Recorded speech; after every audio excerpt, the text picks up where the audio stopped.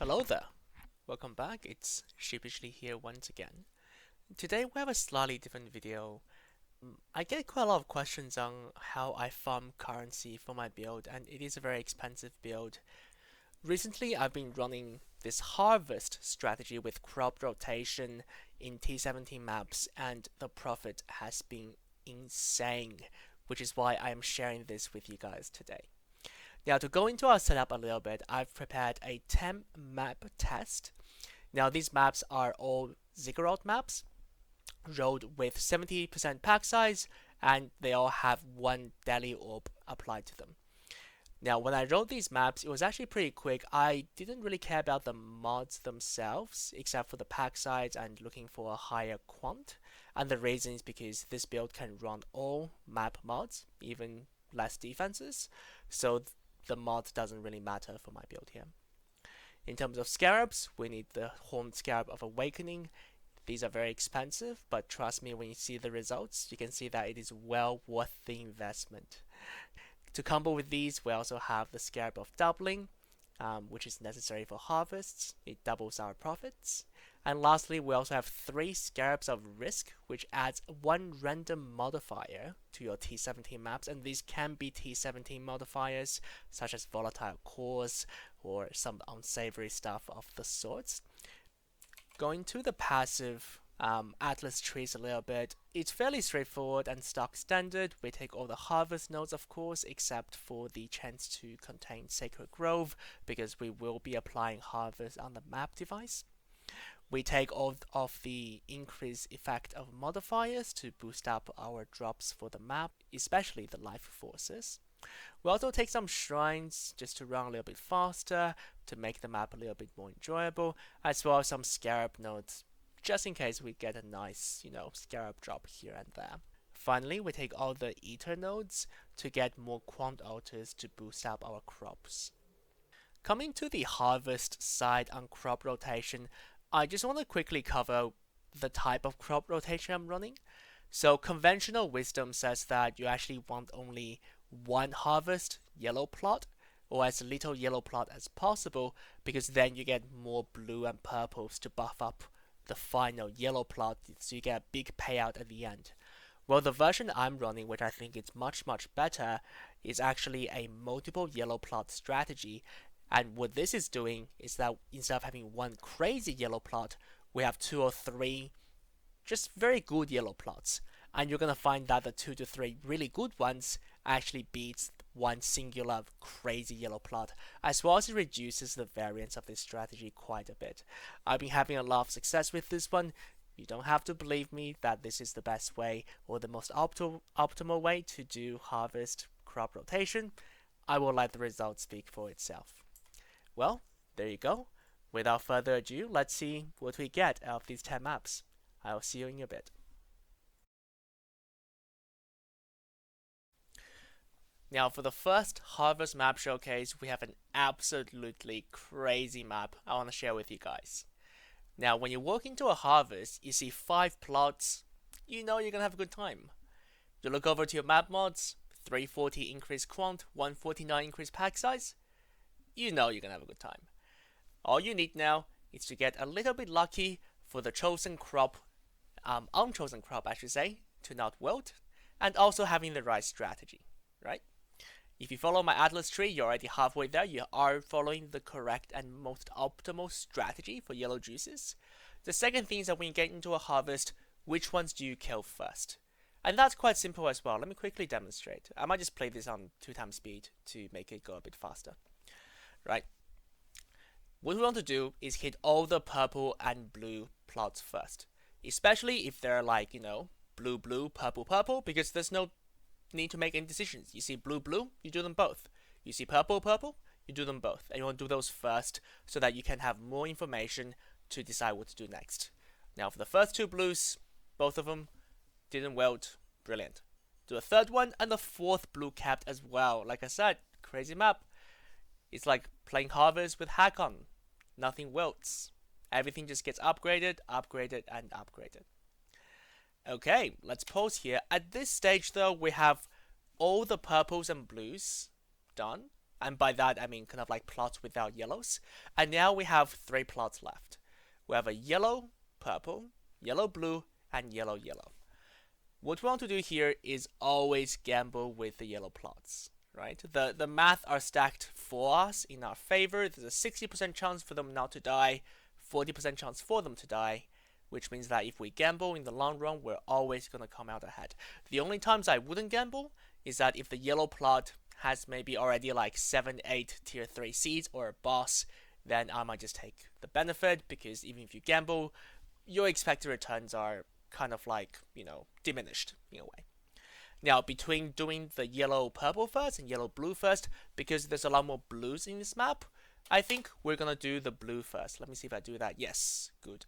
And the reason is that you want to stack up as much of the same color as possible so that we get a little bit of payout on the purple side as well. You can see that the yellow kept, and the yellow kept again. Like I said, always pays to gamble. It might not always work out every single time, but hey, in the long run, that extra 10% chance to not wilt, that's gonna pay off. The first yellow has 4 tier 3 seeds, and again, tier 3 seeds are very valuable, because not only do we have 150% pack size, which means that we can spawn 2.5 of each rare mob, there's also a chance, for the mob to be duplicated, doubling our returns even more. Look at all these juices. Right, and they're all dropping in stacks of 280s, 320s, so you know that it is a good time. And here's why we do crop rotation. Not only do we get 11 tier 3 seeds on one plot and 9 tier seeds on the second plot, we get bosses on both plots. Absolutely delightful to see. And they kept. We do the first harvest yellow, the second one's still there for us to do. The boss is a little bit annoying though. There's a lot of invulnerability phases. I don't really understand why we have that for the harvest boss. And we got a Sacred Blossom. It's just good to see. Sometimes you play this game and you just get lucky, and it's just a good feeling, right? I love gambling in POE. Sometimes you just hit. You just make money and you just hit. Okay. And now let's collate all of the yellow juices. Now the thing is that for the life forces, you see that the boss only drops about 1.1k life forces, and a rare tier 3 mob can drop equally as much sometimes, right? Because they get duplicated, they drop like 300 each. There's like a couple of them coming out, they get duplicated. So really, tier 3 seeds sometimes better than tier 4 seeds, in my opinion. Welcome back. For the second map, I've decided to choose a below average map. I think we only got 9,000 juices from this map, so it's quite a bit below. It's quite a bit behind the first map, which has 37,000 life forces gained. Coming to this, it's not the worst setup for a map. There's a lot of purples and blues and 1 yellow. So this is what you would expect to get in a traditional crop rotation strategy, but it's not really what we want to see. We want to see more yellows, so we can gamble those yellows using the Scarab of Awakening chances. Now here again we have 2 doubled up purple plots. We want to hit those first, just because it's there's no decision making in these ones. You just do them and hope the other one doesn't wilt, which the first one didn't. That was good. For these things, you just want to simplify things for yourself and remove as much decision making as possible. The second plot, we got 1. That's fine. Pretty much the expected outcome here. Nothing to see. Now, between the purples and blues, because how cheap blue juices are, I would always gamble. It doesn't really matter how much things, tier 3 or tier 4s on the blues. Just gamble. You have a 60% chance of winning. It's pretty good. Which we did, and we lost here. A little bit unfortunate, but hey, what can you do? On the yellows though, I think this was actually a tough call for me to make. I think normally around 8 tier 3 seeds is when I would not gamble, and I would instead take the profit. Now remember, this only applies to the last plot. If you have another plot of yellow, somewhere else right now, I would always click that purple juice here. But I just decided to go with a safe route to take the Yellow, maybe you should have gambled. It's pretty similar, I think, mathematically, the expected value, so yeah. Did the yellow get the juice? The purple didn't wilt. Feels bad, but hey, what can you do? It's harvest. It is a high variance strategy, so sometimes you gamble, sometimes you win, sometimes you lose. And here you can see that from just one single yellow plot, 9 tier 3 seeds, we made 9,000 life forces. That's pretty much what you can expect from these maps. You know, we rolled these maps really well. We buff it up with all the map mod effects. We have all the quant alters. We have 320 increased quant on this map. We have 149 increased pack size. Each tier 3 seeds is gonna give you like 1,000 life forces, right? Which means, you know, something like 9,000, 8,000, 9,000 from one single plot. It's quite common. So yes, even though we did get a little bit unlucky on this map, we still made it back, I would say. The investment's about 2.5 divines.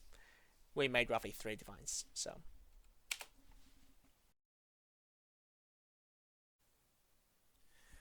Well, there you go. That is 10 maps all done. I've saved in this tab kind of the drops from each of the maps and some of the notable drops down below as well. We obviously got quite a bit of Scarabs and Chaoses along the way, but I didn't really count them. The focus here is farming for life forces. I also didn't include the Sacred Life Force we got, which I think is pretty lucky. I've done a lot of bosses. I rarely see them drop. I think it's like a 10 or 25% chance or something, so I'm not going to include that. For the results, as you can see, crop rotation is always a bit of variance in strategy. We have obviously the very first map we did, which is amazing, 37,000 life forces, which is absolutely crazy to think about. And we also have duds, right? So this map number 6, or yeah, map number 6, really dragging, letting the team down, just 4k, didn't get a good spawn, and then the plot died when I was gambling with it, so we also got a Scarab of Awakening, which means it's nice, we're sustaining, a containment, which is good because I am also doing Fabgun's expensive boxes for some of on the side, a Divine Orb and a puzzle box drop. Not a bad run altogether, but nothing quite out of the ordinary either. As you can see with the offsetting between some really crazy runs and some not so crazy runs, I think we get to a pretty good average at the end of the day. Now let's dive into the profits a little bit. For the life forces, we made 56.3 divines. Most of that's coming from yellow, given, well, yellow's the most expensive one, and we're specifically targeting yellow in our farm.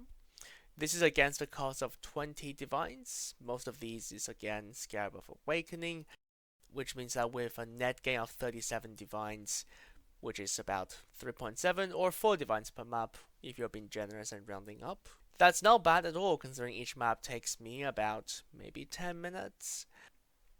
Jumping over to the map returns, you can see that again we roughly broke even 13 divines revenue against 13 divines in terms of costs. You may be thinking, hey, there's a bunch of notable drops that's inflating the cost. Which is true, I do agree, you can actually remove them if you want to, but I've decided to include them because one, I got really unlucky on my fragment drops. There's only 8 reality and devouring fragments when I'm dropping 2 fragments on average per map, right? So we got a bit unlucky on these ones, as well as of course we're not counting the smaller bubble currency drops and you know the 10C Scarabs which I haven't counted, and they do add up. But I guess the point I'm trying to show is that the map is paying for itself. When you buy a T17 map for a divine each, it will pay for itself. Don't be scared to roll the maps well. Do not be scared to use the deadly orbs on it. Your map is gonna pay for itself, and it's all about whatever mechanics you decide to add on top of it and how much currency that generates. Which for Harvest is 3.7 divines per map per these testing, which is not bad.